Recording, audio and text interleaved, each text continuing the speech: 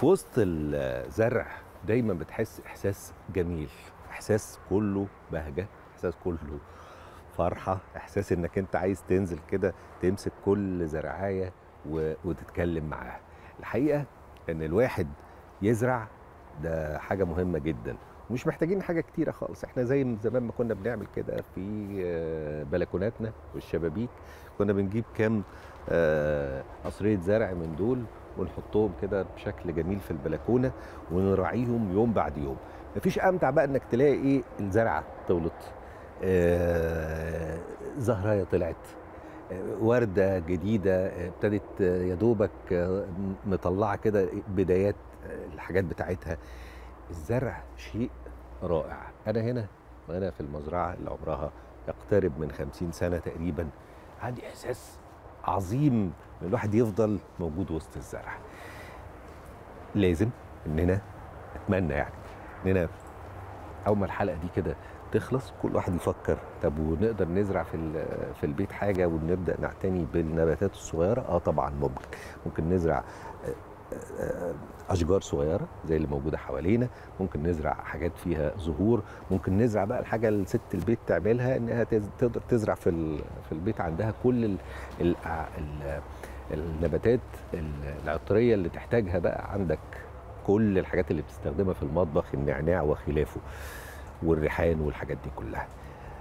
بصوا يا جماعه، احساس جميل انك تكون وسط مزرعه فيها كل هذه النباتات باشكالها وانواعها والحياه. كمان شيء يذكر يعني انك ممكن تبدا مشروع باب رزق ايا كان مكانك، في اي مكان. يعني هنا ممكن تيجي المنصوريه في اي مزرعه من مزارع المنصوريه، وهم كتير جدا، وتبدا تشوف انت مين زبونك وتبدا مشروع صغير باب رزق جديد يعتمد على انك انت تاخد من هنا، تربي، تعتني، وتدي. شوف مين بقى عايز يبقى عنده زرع في البيت، عنده زرع في جنينه، حاجات كتير قوي. يعني توكلوا على الله وشوفوا الحلاوه دي والجمال ده، خلينا مع الطبيعه، العوده الى الطبيعه.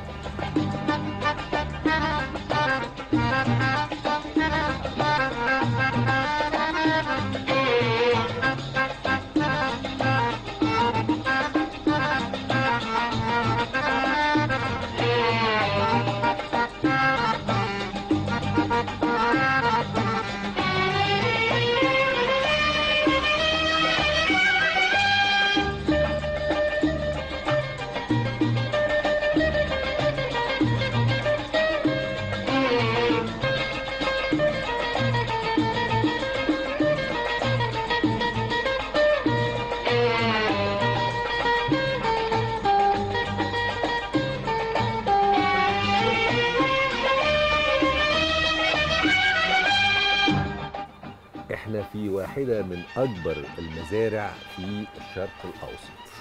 ده شرف لينا يا فندم ان انتوا شرفتونا النهارده. الحقيقة مجرد ان انا دخلت هنا، احنا كده في المنصورية بالظبط، وجنبنا برضو المريوطية. احنا نعتبر في المريوطية اساسا، بس المنصورية أول ما دخلت ما شاء الله المزرعة، يعني حسيت ان انا اتنقلت في زمن تاني، في مكان تاني، حياة تانية خالص. احنا هنا عندنا المزرعة بتنقسم لقسمين.